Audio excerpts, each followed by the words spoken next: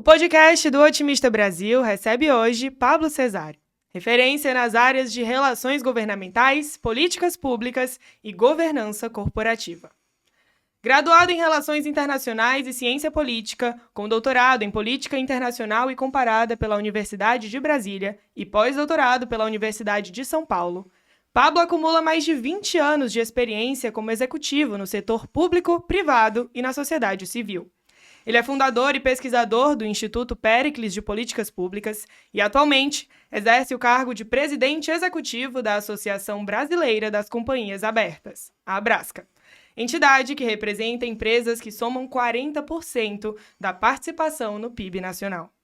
Pablo, seja muito bem-vindo, é uma honra te receber aqui no nosso estúdio. Imagina, também, o prazer é meu, é uma honra estar aqui hoje, é muito bom estar aqui em São Paulo com vocês, depois do evento de expansão de vocês no Ceará.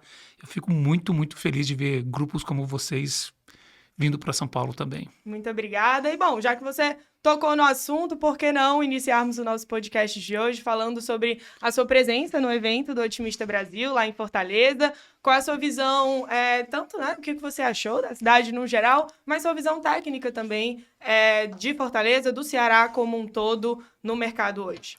Sabe que também eu acho uma coisa muito engraçada, muito interessante, é como o Brasil é tão grande, a gente não conhece o Brasil direito, né? Pensa na densidade do tecido empresarial que você tem em Fortaleza, em Pernambuco, na Bahia. Isso é uma coisa que aparece pouco, as pessoas percebem pouco. E aí a gente vai falar assim, vamos atrair investimentos para o Nordeste, e eu acho que faz todo sentido isso, mas o que eu vejo de verdade é um monte de grupos empresariais lá que poderiam fazer aquisições para cá. O Brasil é grande e a gente conhece muito pouco dele, sabe? É muito legal ver um grupo, inclusive otimista, invadindo estas praias aqui. E a Abrasca, como que ela está abraçando essa perna, né? O Nordeste, que é uma região tão rica, que a gente sabe. Eu acho que não só o Nordeste, na verdade, todos os Brasis que existem aqui. A verdade é que tem empresas lá que estavam afastadas, a gente precisava ter essas pessoas aqui só porque são excelentes empresas e tem uma visão. Você sabe que uma das discussões que a gente está fazendo agora, que eu acho interessantíssima e que tem tudo a ver com a reforma tributária, é desenvolvimento regional continua sendo necessário, mas a reforma tributária vai mudar o mecanismo como a gente faz isso. Então, por exemplo, como é que a gente vai discutir o mandato de termos um único Brasil unido se a gente não tem uma política de desenvolvimento regional? Na verdade, não tem como abrir mão disso. O Brasil ainda é desigual. Então, a gente precisa... Esse é um dos debates que as empresas do Ceará, do Amazonas, do norte de Minas Gerais, do centro-oeste, do oeste do estado do Rio Grande do Sul. Na verdade, existem muitos Brasis e, para que eles sejam só, a gente precisa ter uma política para construir esse único país, né? E esse é um debate, por exemplo, que a gente precisa fazer. Mas mais do que isso, eu acho que está muito longe dessa conversa. A gente tem que trazer investimento para... Na realidade, o que eu vejo é grandes grupos sendo formados lá e vindo para cá, para todo o resto do país. Isso sim que eu acho. E isso tem muito a ver com autoimagem, sabe? Com certeza. Não tem pequeno nesse canto aqui, não. Com certeza, Pablo. E assim, falando agora da área mais técnica da Abrasca, né? Hoje vocês têm mais de 450 empresas de diversos setores, empresas de capital aberto. Como a associação atua na prática, né? Para quem está nos acompanhando, entender melhor o papel da Abrasca hoje no Brasil. A Abrasca tem mais de 50 anos. E ela nasce de um conceito, de uma imagem, que é como a gente democratiza o investimento. Não apenas para quem investe, hoje a gente fez uma grande revolução. Você tinha lá, há poucos anos atrás, tinha 100, 300 mil, 500 mil investidores. Hoje você tem 5 milhões de investidores. É muito, mas também é pouco, porque pode ser muito mais. E dessa perspectiva, se a gente tem muito mais investidores no Brasil, a Bolsa, as debêntures, os CRIs, os CRAs estão disponíveis para o investidor comum. A grande questão também agora é como é que a gente faz para que empresas de menor porte também possam se beneficiar dessa poupança. A verdade é que a gente tem empreendedores, claro, que criaram grandes companhias vencedoras, Vale, Gerdau, Petrobras, Cosan, Ambev. Eu poderia ficar uma tarde inteira citando o nome delas, mas a gente tem um talento de empreendedorismo muito mais amplo. Então a pergunta é como é que a gente faz para que essas pequenas e médias empresas também tenham acesso a capital, a investimento, porque essas pessoas são talentosas, são empreendedores talentosos. A pergunta que a gente está se fazendo agora é como é que a gente faz para atrair esses investidores, para que essas pessoas também possam crescer os seus negócios. E aí criar a próxima Gerdau, a próxima Vale, a próxima Petrobras, porque isso sempre tem esses caminhos têm sempre um início, né? E a pergunta é como é que a gente faz para facilitar esses empresários de pequeno e médio porte. E quais são as principais vantagens das empresas associadas à Abrasca hoje? Eu acho que existem duas questões. Assim. Hoje a Abrasca reúne, que eu posso dizer com tranquilidade, as empresas mais competitivas desse país. Porque a cada 3 meses elas têm que mostrar resultado para os seus investidores. Portanto, elas estão sob um escrutínio extraordinário. E é muito importante dessas empresas porque por exemplo, elas conseguem captar mais barato, se financiar mais. Elas, em geral, são mais inovadoras e também, na maior parte das vezes, crescem para se tornar multinacionais. Então, a gente está falando aqui do que há de melhor de empresas do país. E, portanto, a pergunta que a gente tem que fazer não é apenas como essas empresas chegaram aqui, mas como a gente cria mais delas. E elas se juntam, portanto, para dizer como é que é a melhor forma de tributar. Como é que a gente faz para competir internacionalmente?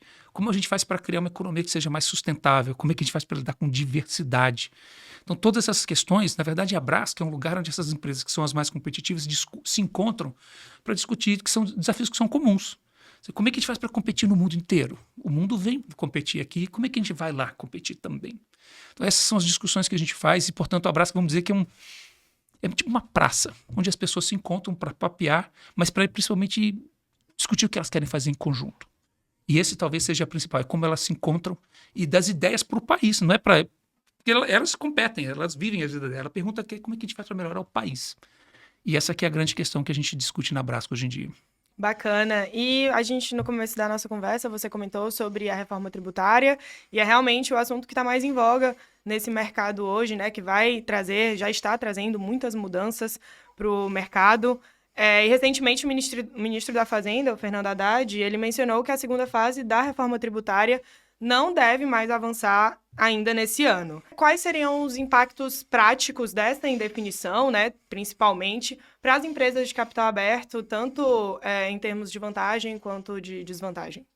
Olha, a primeira coisa também é que a gente precisa colocar tanto a reforma tributária do consumo quanto da renda num contínuo de tempo. Elas não são fenômenos que estão acontecendo do nada. Na verdade, elas são uma sequência longa de reformas que o Brasil tem feito, independente do governo. Nós fizemos uma reforma previdenciária, nós fizemos uma reforma trabalhista, o sistema de portos foi mudado, as regras de saneamento são mudadas, as regras de investimento estão sendo liberalizadas, e isso traz um negócio para nós que, veja, independente dos governos, independente de impeachment, independente de eleição, porque há um consenso. Sim. Então, todos os economistas nos últimos anos têm se surpreendido com um crescimento maior do que o esperado. E isso aqui é uma ótima cotada no otimismo. Porque essas histórias a gente vê muito pessimismo, mas nesse aqui é um caso para otimismo. Há muito tempo os economistas vêm sendo surpreendidos por crescimentos acima do esperado. E isso tem uma explicação simples. É que o Brasil tem feito o dever de casa. Aquela discussão que a gente fazia desde a década de 80 e de 90 de fazer a reforma, fazer o dever de casa, a gente está fazendo. E isso tem criado efeitos que, claro, não são imediatos. A reforma tributária foi feita, a trabalhista foi feita há alguns anos, a previdenciária há outros tantos. A reforma as concessões de rodovias também.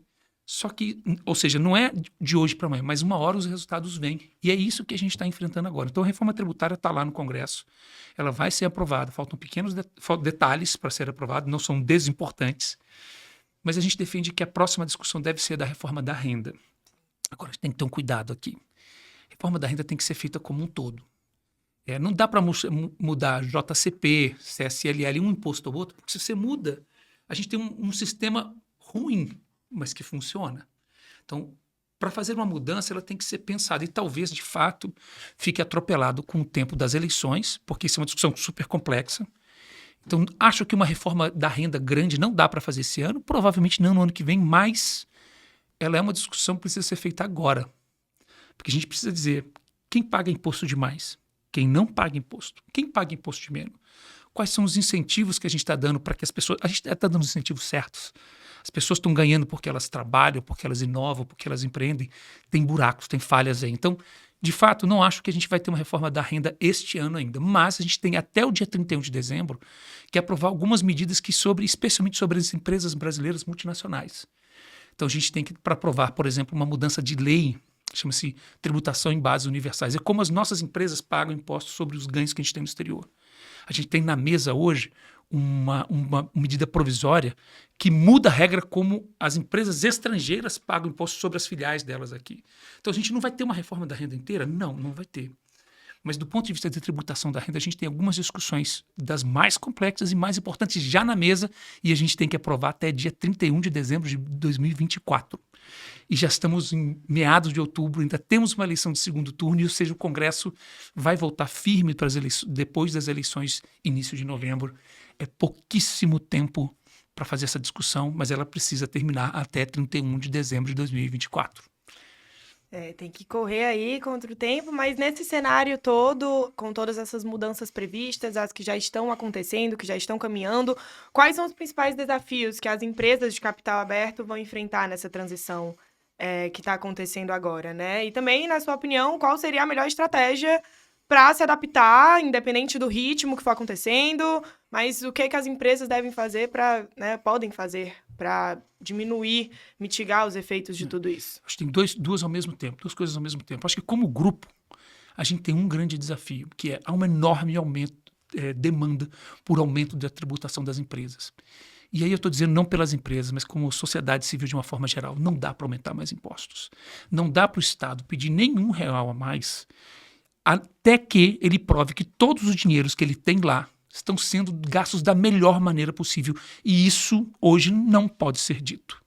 Existe muito desperdício e já está na pauta aumentos que vão aumentar a tributação. Então, o primeiro ponto não dá para aumentar mais impostos, porque isso, primeiro, não está justo, né? Você já pega muitos dinheiros e não faz o melhor uso dele, portanto, mais um dinheiro para ser mal gasto. Esta não é uma discussão que vale a pena ter, mas há uma discussão, portanto, de como é que a gente faz para resolver esse problema, porque também não dá para o desequilíbrio fiscal, isso perde todo mundo com isso. Então, o que a gente está fazendo, a primeira coisa não dá para aumentar impostos, mas como é que a gente faz para construir o equilíbrio fiscal? Então, a gente está dizendo, olha, como é que a gente aumenta a receita, mas sem aumentar a tributação? É usar os ativos que o governo já tem e que usa mal. Como é que a gente faz para diminuir as despesas, mas sem prejudicar os mais pobres, a quem mais precisa? E tem um terceiro elemento, que é uma das propostas da Braskem, que é como a gente muda o modo como o governo planeja, como o governo avalia como ele gasta. Então, são três coisas. Aumentar a receita sem aumentar os impostos, diminuir as despesas, preservando os mais pobres e responsabilizando governos pelas decisões que eles têm que tomar. Isso vamos dizer como um todo, as companhias. Mas para cada companhia, especialmente na reforma do consumo, cada empresa vai estar nesse momento fazendo contas. Porque, na verdade, hoje, como a gente se organizou no país inteiro, tem a ver com incentivos fiscais. Eles não vão existir mais a partir de muito em breve. 32 acabou tudo. Então, as empresas estão fazendo conta. Vale a pena manter aquela fábrica lá onde ela está? O centro de distribuição? Qual é o preço final do meu produto? Isso tudo, todas as empresas precisam começar a fazer. Metade das empresas da Braskem já está fazendo e a outra está preocupada em fazer. Porque isso é uma revolução de como a gente organiza a nossa produção e como a gente faz o preço. E, portanto, também potencialmente um enorme ganho de competitividade global. Então tem que começar de agora, né? De ontem, na verdade. Já tinha que ter começado. Se você não está preocupado, você devia estar. Perfeito. E como funciona esse contato da associação com o governo, né? Com Brasília, assim, quais são as principais propostas que estão sendo pautadas atualmente? Como funciona o contato a Braskem e o governo nacional? Bom, a Braskem tem, a nossa sede é aqui em São Paulo, mas a gente tem escritórios no Rio, onde fica o regulador do mercado, que é a CVM, e também agora, recentemente, um escritório em Brasília, para que justamente a gente consiga falar melhor. A verdade é que o Estado e o mercado dependem um do outro, mas se falam pouquíssimo, se entendem ainda menos. Então, na verdade, um dos desafios da Braskem é garantir que essa voz de quem investe, quem produz, quem empreende, chega lá e diga, olha, essas coisas que vocês estão fazendo têm consequência, terão resultado. Por que é que você não faz assim? Talvez seja melhor. Então, esse é um grande desafio da Braskem, de como a gente faz essa ponte sem que haja barreiras. A gente já fala linguagem diferente, fala língua diferente, muitas vezes a gente nem se entende. Mas a verdade é que esse é o nosso desafio. Como é que a gente faz para que este lugar que a gente está aqui, né, fisicamente, aqui na Faria Lima, Vila Olímpia, ou que a gente vai fazer na Praia do Futuro, ou que a gente vai fazer no Recôncavo Baiano, como é que essas forças produtivas falam? Esse é o papel da Braskem. Então, vamos resistir a qualquer aumento de carga tributária. A gente tem um desafio grande agora que a gente está chamando de devedor contumaz, que é como é que a gente lida com aquelas empresas que não é que estão passando dificuldade financeira e atrasou o imposto, não. Tem empresa que é criada para não pagar imposto. Só que isso tem um problema, dois problemas principalmente. Primeiro que, se você tem uma empresa direitinho, que paga imposto, como é que você vai concorrer contra quem não paga imposto? Você não concorre. E tem a outra, que é o seguinte, muitas vezes as empresas são usadas como um escudo para organizações criminosas. Então tem este elemento que chama-se o PL 15, que a gente chama. Sim. Isso deve ser discutido este ano ainda. Existe uma discussão muito importante, por exemplo, também sobre transação tributária. Olha que número absoluto. Assim, esse é um negócio absurdo. É até difícil imaginar. A gente tem só em disputas tributárias no administrativo judiciário, R$1 trilhão. Vou repetir esse número porque ele é difícil. R$1 trilhão está em disputa entre o contribuinte e o Estado. Agora a gente fez uma reforma tributária, ele vai mudar tudo. O nosso sistema tributário já está mudando. Mas esse esqueleto vai ficar no armário. A gente precisa, de uma certa forma, criar um mecanismo de que a gente possa reduzir esse contencioso, que a gente possa fazer negociações. Será que existe a possibilidade de encerrar disputas tributárias? Veio uma proposta do governo que se chama-se PTI, Programa de Transação Integral. É uma ótima ideia, a gente está trabalhando, isso tem que funcionar. Então nós temos devedor contumaz, nós temos transação tributária, nós temos oposição a tributos, nós temos a regra do novo mercado, nós temos regras para empresas de menor porte entrar no mercado. Estava terminando hoje, a gente fez um planejamento hoje de manhã. A gente saiu da lista com 19 prioridades. 19 prioridades é demais. Mas mostra também isso um pouco de quanto trabalho a gente vai ter até 31 de dezembro de 24, que continua sendo para mim um momento de ansiedade. E um momento que vocês entraram direto em contato com o governo foi quando se posicionaram contra o aumento da tributação sobre os juros sobre capital próprio. Essa medida é 2 vezes errada. Ela é errada porque, primeiro, aumenta tributos.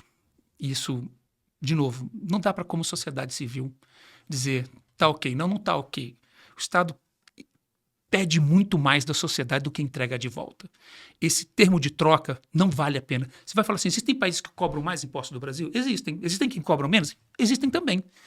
Mas não existe nenhum que seja tão bom em retirar da sociedade e tão ruim em entregar serviços de volta. Não existe nada parecido no mundo. Nós somos certamente um dos piores do mundo nisso. Então, primeiro, não dá para aumentar impostos. Porque, de novo, não tá valendo a pena. Não está um jogo legal, assim, não está justo. E depois, porque ele também mexe no que porque ele é um puxadinho que piora. Lembra quando eu falei reforma tributária tem que ser... Não dá para fazer puxadinho em reforma tributária. Reforma tributária tem que ser um negócio bem discutido, tecnicamente embasado. Isso é um puxadinho. E puxadinho piora. Entende? A gente já tem um negócio que é ruim, mas que funciona. Mas pode funcionar pior e pode, inclusive, estragar. Então, o que a gente não quer é que existam puxadinhos e que a gente faça um encontro, assim, um novo modelo de tributação de renda que incentive as pessoas a trabalhar, que quem não paga tem que pagar, que quem paga demais pague menos, e que, fundamentalmente, sejam 2 coisas. Você tem que pensar em justiça e em competitividade. Por exemplo, essa coisa do TBU, se a gente não resolver até 31 de dezembro, sabe o que vai acontecer? Sabe as multinacionais brasileiras que estão aqui, que são orgulho, estão aí há décadas se construindo? Elas vão pegar a matriz dela e falar assim, olha, tá caro ficar no Brasil, não dá. A gente perde compras, o que elas vão fazer? Eles vão pegar isso aqui e vão jogar para a Holanda, para a Inglaterra, a gente vai exportar multinacionais brasileiras. Essa é uma das coisas mais estúpidas que eu consigo imaginar. Então, esse é o tipo de coisa que a gente tem que resolver. E não aumentar impostos, não fazer mais puxadinho. A gente precisa de regras que permitam que, só porque a gente é brasileiro, a gente não tem que carregar. A gente está numa corrida, a gente sai com um saco de pedra atrás, carregando, não dá. A gente precisa ser capaz de competir globalmente em condições de igualdade. Então, qual seria o melhor caminho, dando uma visão mais melhor objetiva? Caminho, objetivamente reforma tributária precisa ser uma coisa integral, uma mudança de modelo, tal como está acontecendo na reforma do consumo. Isso requer um tempo, não vai ser resolvido. Mas a gente tem um problema que as multinacionais brasileiras existem e, aliás, existem a despeito do que se imaginava que fosse acontecer. O que a gente precisa fazer é que essas empresas tenham regras que permitam elas competirem globalmente, porque elas competem por mercado, por gente, por financiamento. Então a gente precisa dizer assim, olha, isso aqui é resultado de muito trabalho, de muita gente. É preciso ser respeitado, nutrido e precisa ter regras para que elas possam crescer. E que mais se tornem multinacionais, inclusive, né?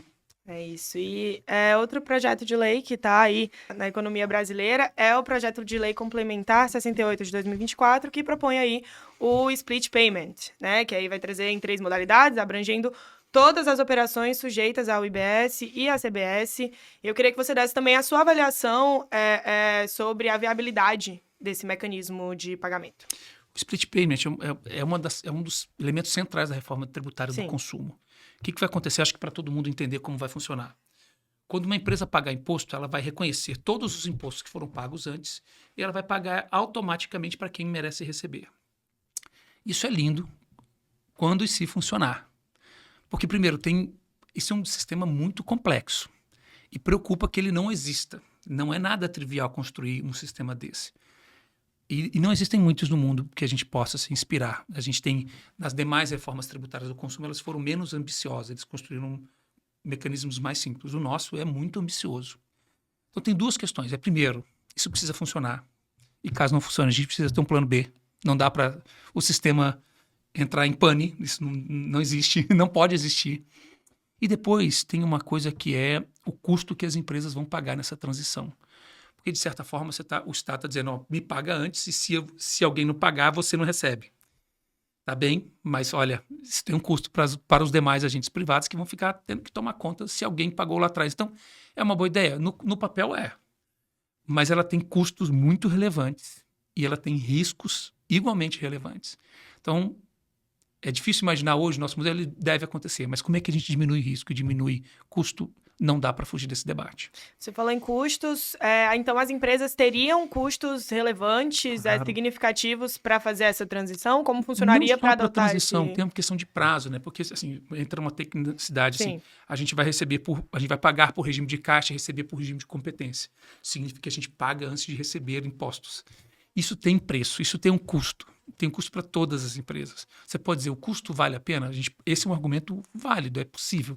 Mas a gente precisa fazer conta, precisa saber quanto tempo vai demorar para, quando a gente pagar o imposto, os créditos que a gente vai receber pelo imposto a mais que a gente tiver pago. Então, assim, é lindo, é muito legal, o papel é fácil, o papel não rejeita, mas a vida real é bem mais complexa do que isso. Por isso a gente vai acompanhar com muito carinho a implementação desse split payment. E o que é que você pensa que poderia ser esse plano B para o split payment, caso ele entre em vigor? Na verdade, é como funciona hoje nos IVAs na Europa, na verdade. Ele não é um pagamento automático. Eu deixo de ter a responsabilidade pelo não pagamento das cadeias, pelo não pagamento de outra empresa que me forneceu. Então, isso passa a ser do Estado. Isso significa um pouco mais de tempo para as compensações acontecerem, mas elas acontecem, vem lá na Europa. Então, você tem um aplicativo que diz quanto de crédito você tem e quanto que ele vai abatendo. Não é um grande desafio técnico. Nós é quem miramos alto nesse caso. Isso em sistemas... Imagina, um sistema que vai incorporar todas as transações de compra e venda de empresas do país ao mesmo tempo. Parece simples? Não parece e não é mesmo. É um quebra-cabeças aí de milhares de peças, né? De muitas transações por segundo, sim, né? Sim. Mas para os associados, para as empresas que hoje estão dentro da Abrasca sendo representado por vocês, quais são as prioridades top 3, assim, com relação a isso e para essas empresas associadas? Olha, a gente tem duas discussões no mercado muito relevantes. A revisão do segmento que a gente chama de novo mercado, que são as empresas que estão nas regras mais elevadas de governança. Nesse momento, a gente está discutindo quais são essas regras e algumas mudanças nelas. Isso é importantíssimo. Existe a discussão sobre empresas de menor porte, pequenas e médias empresas, sobre o fácil.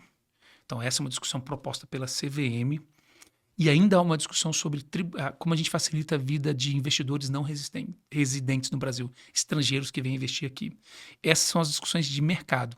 Mas existe uma outra discussão, por exemplo, de como a gente melhora os instrumentos de dívida privada. Faz muitos anos que a gente não tem uma abertura de empresas e, aliás, infelizmente, tivemos uma falha importante na semana passada que uma empresa brasileira tentou abrir o capital em Nova York e deu errado. E deu errado porque havia uma percepção do investidor estrangeiro de que há o risco Brasil. E esse é um momento ruim, que merece uma reflexão de por que isso aconteceu. Havia demanda para comprar. E aí os investidores, não quero me expor a Brasil.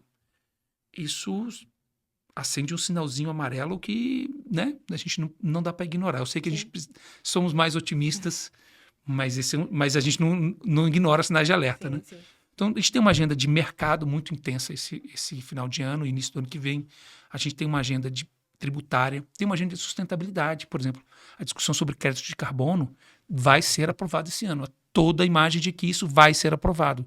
É todo um mercado novo que precisa ser construído e que gera um bem público. É uma das melhores soluções que a gente pode imaginar para a humanidade.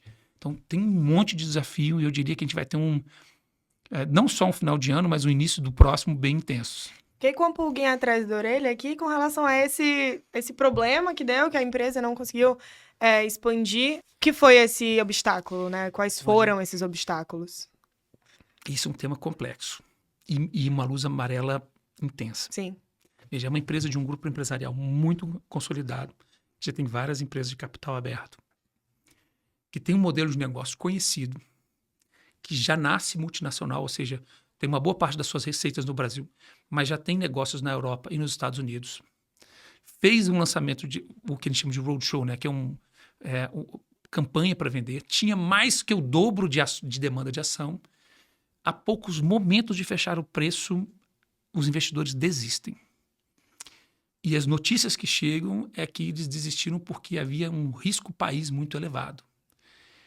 Complicado, porque, veja, o modelo de negócio dela não é um modelo super diferente, inovador, que poderia, não sei se vai funcionar. Não, é um mercado consolidado. A notícia é que havia risco sobre câmbio, sobre risco país, sobre instabilidade. Esse é um elemento muito importante. A gente precisa entender profundamente por que ele aconteceu. E acho que, inclusive, pode ser uma parte disso é um pessimismo exagerado. Isso significa que a gente precisa contar melhor a nossa história. A gente está longe de ter uma crise financeira de grandes proporções. Há uma discussão fiscal, mas a gente está longe de ter uma crise fiscal. Nós temos um Banco Central independente, nós temos boas empresas, nós temos investidores, estamos atraindo investimento. Mas isso é uma luz amarela importante, sabe? E eu acho que a gente precisa... E a resposta, para ser simples, é risco Brasil. A gente precisa pensar mais nisso, de como a gente conta as nossas histórias.